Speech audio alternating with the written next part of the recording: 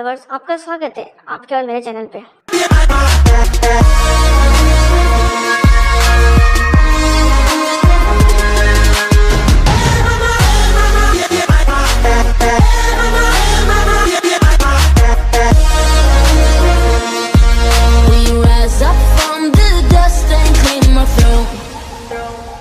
के पिछले एपिसोड के अंदर हम लोगों ने देखा था कि जिंगू की टीम एक डंजन के अंदर जाती है। वहाँ पर उन लोगों को काफी खतरनाक स्टैचू मिलते हैं जो कि उन सभी को मार रहे होते हैं। बाहर निकलने का उन्हें कोई भी रास्ता नहीं मिल रहा होता है। वहीं पर सॉन्ग जो कि टीम का लीडर होता है वो सभी से कहते हैं कि हिलना मत, अगर कोई भी हिलेगा तो स्टैचू वापस से हमले करने शुरू कर देंगे। ये सुनकर सभी लोग वहाँ पर वेट करने लगते हैं, जिसके बाद सॉन्ग जिन का शुक्रिया करता है और कहते हैं कि उस समय पर तुम स्टैचू की मूवमेंट को अगर नोटिस नहीं करते तो हम सभी लोग ही मारे जाते हैं। तुमने हमें नीचे होने गिरेगा वो तुम्हें कैसे पता चला? तो जिन कहते हैं कि मैंने तो बस खतरे को सेंस किया। तभी वो सॉन्ग के हाथ को देखता है और देखता है कि वहाँ तो उसका हाथ होता ही नहीं है। सॉन्ग अब उसे कहते हैं कि क्या तुम मेरी मदद कर सकते हो खून को रोकने के लिए, जिस पर जिन मान जाता है और वो उसके हाथ पे कपड़ा बांधने लगता है। सॉन्ग कहने लगता है कि मैं जुहू की मदद तो ले लेता मुझे हील करने के लिए, लेकिन वो पहले से काफी ज्यादा डिस्टर्ब है। वो वीक माइंडेड है, इसलिए बी रैंक की हीलर होने के बावजूद भी वो सिंपल रेड को ज्वाइन करती है। मैंने भी काफी बार बी रैंक की मिशंस में पार्ट लिया हुआ है और इस स्टैचू को देखकर मैं बता सकता हूँ कि ये स्टैचू पक्का ए रैंक या फिर एस रैंक के होंगे। वो अब जिनको बताता है कि साइड में स्टोन के ऊपर कमांडमेंट लिखे हुए थे। पहला है भगवान को पूजो, दूसरा है भगवान की तारीफ करो, तीसरा है भगवान पर भरोसा करो। उस स्टोन पर यह भी लिखा हुआ था कि जो भी इन कमांडमेंट को पूरा नहीं करेगा वो जिंदा नहीं बचेगा। ये सुनकर जिन कहता है कि पत्थर में जिस गॉड की बात करी गई है लगता है कि वो गॉड वही बड़े वाला स्टैचू है। और अब अगले सीन में हम लोग एक लड़की को देखते हैं जो कि जिनवू की बहन की क्लास में थोड़ा लेट पहुंचती है। वो देखकर जिनवू की बहन यानी जीना उसे कहती है कि तुम कहाँ रह गई थी? तो वो कहती है कि मुझे एक काम आ गया था, जिसके बाद उसे कहती है कि तुम्हारा भाई एक हंटर है ना? तो जीना कहती है हाँ, लेकिन वो सिर्फ एक ई रैंक एडवेंचरर है, वो हमेशा ही इंजर्ड हो जाता है। पिछले बार भी वो बैंडेज इसमें लपेट कर आया था। वैसे तुमने क्यों पूछा? जिस पर वो कहती है कि ऐसे पूछ लिया, अगर मैं होती तो मेरी ऐसी हालत नहीं होती। अगले सीन में वापस हम लोग सॉन्ग को देखते हैं। वो कहने लगते हैं कि हम लोग अपने अपोनेंट को नहीं हरा सकते हैं, इसलिए जैसी सिचुएशन सेटल हो जाएगी हम लोग तब बाहर निकलेंगे। तभी एक हंटर कहते हैं कि मैं यहाँ पर बैठे बैठे मर नहीं सकता हूँ, मैंने हाल ही में एक बड़ी एसोसिएशन के साथ कॉन्ट्रैक्ट बनाया है, मैं ऐसी जगह नहीं मर सकता हूँ। मैं स्पीड बहुत ज्यादा तेज है, इससे पहले स्टैचू मेरे ऊपर हमला करे मैं भाग जाऊंगा। ऐसा बोलकर वो काफी तेज से भाग जाता है। वहीं पर सभी लोग उसे रोकने की कोशिश करते हैं पर वो रुकता नहीं है। और अब वो जैसे गेट के पास पहुँचने वाला होता है वो मूर्ति की आंखें अब चमकने लगती है और वो उसके ऊपर हमला कर देती है। उस हमले में उस हंटर की पूरी बॉडी जल जाती है, सिर्फ उसके पैर बच जाते हैं। ये देखकर सभी लोग डर जाते हैं। वहीं पर जिनको सोचने लगता है कि स्टैचू हम लोग को कभी भी खत्म कर सकते हैं, लेकिन अभी तक इन्होंने हमें खत्म क्यों नहीं करा है? स्टैचू के पास इतनी पावर तो है, ये हमें खत्म कर सकते हैं। ये बाकी की मैजिकल बीस्ट से अलग है जो कि ब्लाइंडली हमला करते हैं। जिसके बाद अब वो उसी कमांडमेंट के बारे में याद करता है और अब वो सॉन्ग से पूछता है कि पहली कमांडमेंट क्या थी, जिसमें वो कहते हैं पहली ये थी कि भगवान को पूजो। ये सुनकर जीना खड़ा होने लगता है और कहता है कि इस जंजन के अपने ही रूल हैं। वो देखकर सॉन्ग उसे कहते हैं कि तुम क्या कर रहे हो, तुम खड़े हो गए तो ये तुम्हें मार देंगे। सॉन्ग अब जिन की आंखों में देखते हैं उसे पता चल जाता है कि जिन यहाँ पर सीरियस है और वो यहाँ पर मरना नहीं चाहता है।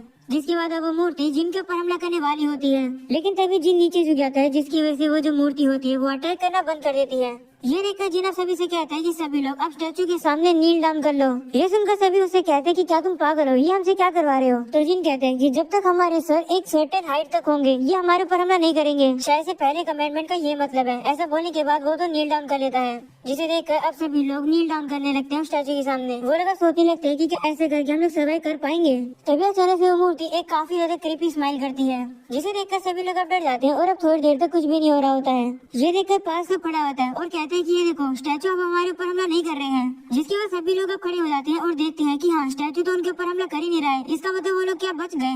वह पर जिन सोचने लगता है कि नहीं, मुझे नहीं लगता कि ये अभी तक खत्म हुआ है। तभी हम लोग देखते हैं कि वो जो बड़े वाला स्टैचू होता है वो अब भी एक ही वो स्माइल करता हुआ खड़ा हो जाता है, जिसे देखकर सॉन्ग जिन से कहते हैं कि अब हम लोग क्या करें? तो जिन कहते हैं मुझे नहीं पता, शायद से यहाँ पर हम लोग कमांडमेंट को वोलेट नहीं कर सकते हैं। सेकंड कमांडमेंट गॉड को प्रेस करना था, वही एक क्लू है। ये सुनकर सभी लोग सोचने लगते हैं कि आखिरकार अब हम लोग इसे प्रेस कैसे करें। तभी एक हंटर सामने आता है और कहता है कि ये मुझ पर छोड़ दो, मैं ट्रेडिशनल फोकलोर के ऊपर रिसर्च कर रहा हूँ, मुझे पता है कि गॉड को कैसे प्रेस किया जाता है। वो अब जाकर उस मूर्ति के सामने बैठकर अब प्रेयर्स बोलने लगता है। वो मूर्ति अब रुककर उसे सुनने लगती है। तभी जिन नोटिस करता है कि जो वो बंदा प्रेयर्स बोल रहा है वो प्रेयर इस गॉड यानी इस स्टैचू के लिए नहीं है। जिसके बाद वो मूर्ति उस बंदे के ऊपर पैर रखकर उसे पूरी तरीके से कुचल देती है। वो मूर्ति अब एक लड़की को भी कुचल देती है। ये देखकर सभी लोग डर जाते हैं। वहीं पर सॉन्ग कहते हैं कि हमें अलग अलग भागना चाहिए। ये सुनकर जिन जूहू के हाथ को पकड़कर उसके साथ भाग जाता है। वहीं पर पास दौड़ता दौड़ता कहते हैं कि मैं ऐसी जगह पर नहीं मर सकता हूँ, मेरी फैमिली मेरा वेट कर रही है। वो अब एक जगह पर आता है और कहता है शायद से मैं यहाँ पर सेफ हो सकता हूँ। तभी किम उसे कहता है कि वो जगह सेफ नहीं है, अपने पीछे देखो। पार्की से पहले पीछे देख सके वो पीछे वाली मूर्ति उसके ऊपर हमले करके उसे काट देती है। पर अब जिन दौड़ता दौड़ता कहते हैं कि आखिरकार हम लोग किस चीज की प्रेस करें, ये मूर्ति तो एक डीमन है। वो अब कहने लगता है कि मैं जूहू को अबैंडन नहीं कर सकता हूँ, मुझे कोई ना कोई तो तरीका ढूंढना होगा। वो मूर्तियों को अच्छे से चेक करने लगता है। जैसे कि काफी सारी मूर्तियों के हाथों में वेपन्स होते हैं, लेकिन कुछ मूर्तियों के हाथ में म्यूजिकल इंस्ट्रूमेंट होते हैं। वो देखकर वो सभी से कहते हैं कि सभी लोग जाकर उन स्टैचूज के नीचे खड़े हो जाओ जिनके हाथ में म्यूजिकल इंस्ट्रूमेंट है। तो वो लोग भी ऐसे ही करते हैं। वो अब जाकर उन म्यूजिकल इंस्ट्रूमेंट वाले स्टैचू के नीचे खड़े हो जाते हैं और वो वाली म्यूजिकल मूर्ति उनके ऊपर हमला नहीं कर रही होती है। किम भी अब जाकर एक मूर्ति के पास बैठ जाता है जिसके पास म्यूजिकल इंस्ट्रूमेंट होता है। वो अब थोड़ा सा रिलैक्स हो जाता है। वहीं पर जैसे जिन और जूहू एक स्टैचू के पास पहुंचते हैं, वो स्टैचू म्यूजिक बजा ही नहीं रहा होता है। उसे देखकर जिन समझ जाता है कि स्टैचू के सामने किसी एक ही पर्सन को खड़ा होना होगा। वो जूहू को वहीं खड़ा छोड़कर अब दूसरे स्टैचू की तरफ दौड़ने लगता है। ये चीज वो मूर्ति देख लेती है और उसका पीछा करके उसको पैर मारने वाली होती है, लेकिन वो छलांग लगाकर उस अटैक से बच जाता है।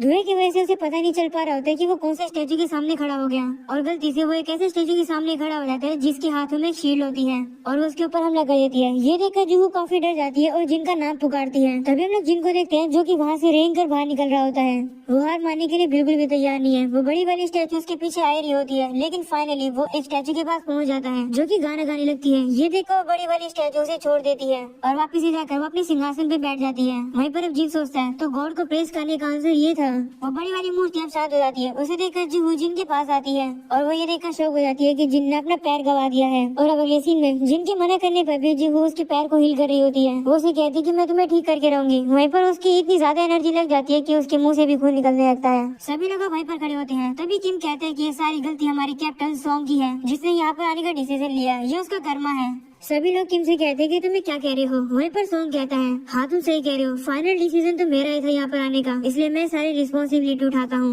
वहीं पर जिस होने लगता है कि बहस करने का समय नहीं है, अभी भी एक कमिटमेंट बचा हुआ है। तभी हम लोग उस बड़ी मूर्ति को देखते हैं जो कि अपना हाथ उठाती है और अब जमीन में से एक अल्टर बाहर आ जाता है। उसे देखकर जिन कहते हैं कि ये तो अल्टर है, इसका यूज गॉड के लिए सैक्रिफाइस करने के लिए किया जाता है। थर्ड कमिटमेंट लिखा था कि गॉड पर विश्वास करो। ये सुनकर किम कहते हैं तो हम लोग को किसी को सेक्रीफाइस करने की जरूरत है। वो सॉन्ग से कहते हैं कि हम तुम्हें सेक्रीफाइस करेंगे क्योंकि तुमने खुद ही कहा कि तुम सारी रिस्पॉन्सिबिलिटी उठाते हो और तुम्हारी वजह से हम लोग यहाँ फंसे हैं। किम सभी की बात मान नहीं रहा होता है। वहीं पर सॉन्ग भी अपनी गलती एक्सेप्ट कर लेता है और सोल्टर के सामने आकर खड़ा हो जाता है। वहीं पर अब जिन सोचने लगता है कि सिर्फ उसी की गलती नहीं है बल्कि हम सभी लोगों ने वोट किया था यहाँ पर आने के लिए। तभी सॉन्ग के सामने फायर जलने लगती है। ये देखकर वो जिन से कहते हैं कि क्या मुझे कुछ करना है। तो जिन सोचता है कि क्या स्टैचू को कोई लिविंग सेक्रीफाइस नहीं चाहिए। वो कुछ अल्टर से कहते हैं कि मुझे वो अल्टर चेक करना है, क्या तुम लोग मुझे वहाँ ले जा सकते हो। मुझे नहीं लगता कि हम आ जाएंगे तो कुछ होगा। ये सुनकर अब वो लोग उसे वहाँ ले जाते हैं और अब वहाँ पर 3 और आग चलने लगती है। ये देखकर जिनको अभी कुछ समझ नहीं आ रहा होता है कि आखिर क्या होने वाला है। वो पूछते हैं कि अगर हम लोग यहाँ वेट करेंगे तो क्या हमें कोई बचाने आएगा।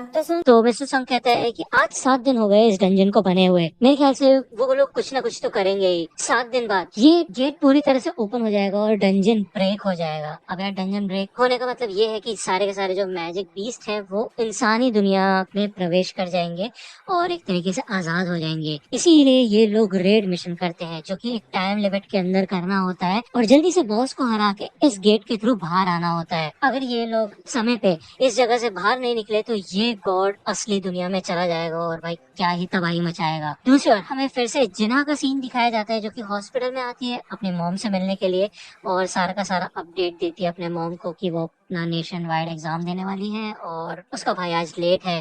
ठीक है, भले उसकी मॉम यहाँ पे सो रही होती है और होश में नहीं होती कह सकते हैं हम। जिनको बाकी 2 बंदों को भी साथ में बुला लेते हैं यानी कि किम और जूही को, जिससे कि सारी की सारी फ्लेम्स जलने लगे। उसके बाद ही पता चलेगा कि इनका क्या होगा। जैसे ही ये सब के सब लोग इस घेरे के अंदर आते हैं तो एक और बाहर वाले घेरे में ब्लू कलर के फ्लेम्स जलने लग जाती है और गेट ओपन हो जाता है। पहले इनको लगता है कि ये साजिश है और इनमें से एक ब्लू फ्लेम बुझती है और ये सारे के सारे स्टैचूज इनकी ओर बढ़ना शुरू कर देते हैं। मतलब भाई बहुत खतरनाक सिचुएशन है, ठीक है ना। इनकी तरफ बढ़ना शुरू करते हैं। जिनको यहाँ पे समझने की कोशिश करता है कि क्या सीन है क्या नहीं।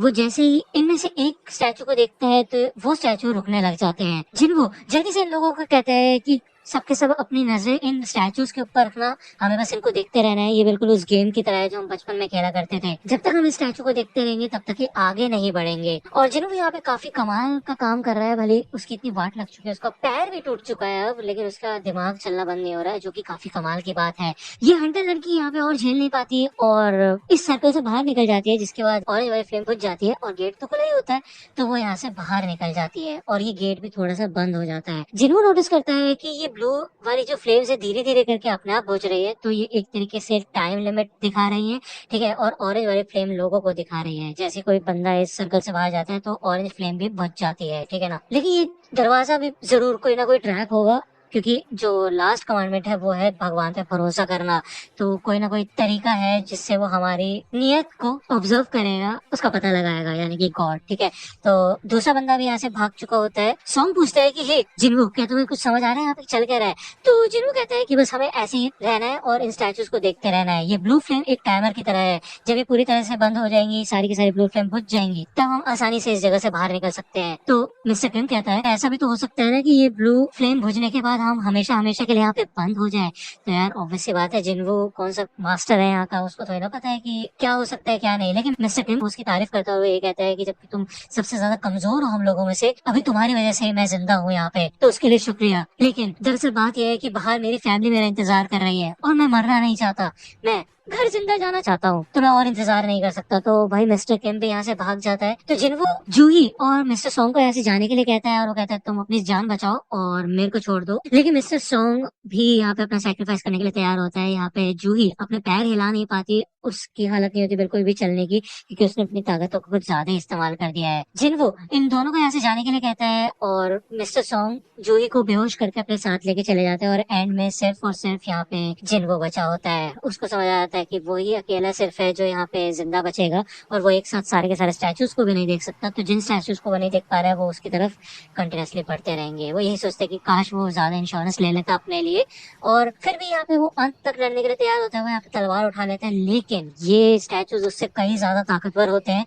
और उसको बहुत बुरी तरह से मारना शुरू करते हैं। उसका एक हाथ भी काट देते हैं और हाथ क्या उसकी पूरी बॉडी की वाट लगा के रख देते हैं वो। लेकिन तक जिन वो इसी ऑल्टर के अंदर होता है, धीरे धीरे करके ब्लू फ्लेम्स बुझ रही होती है और वो याद करता है कि कैसे मिस्टर किम ने कहा था कि वो मरना नहीं चाहते और वो यहाँ से जिंदा बच के जाना चाहते हैं। लेकिन भाई जिन्वो को कौन सा मरने का शौक है? भाई सब के सब लोग सिर्फ अपने बारे में सोचते हैं, अपने फायदे के बारे में सोचते हैं। उसकी भी फैमिली है, उसको भी जिंदा बच के घर जाना था, लेकिन वो भी तो यहाँ पे रुका हुआ है ना। लेकिन हमारा जिन्वो बेचारा यहाँ से बच के जा नहीं पाया, उसको ये सारे के सारे स्टैचूज मार मार के घायल कर देते, बहुत खून निकलता है उसके अंदर से और फाइनली वो इस टेबल के ऊपर आके गिरता है।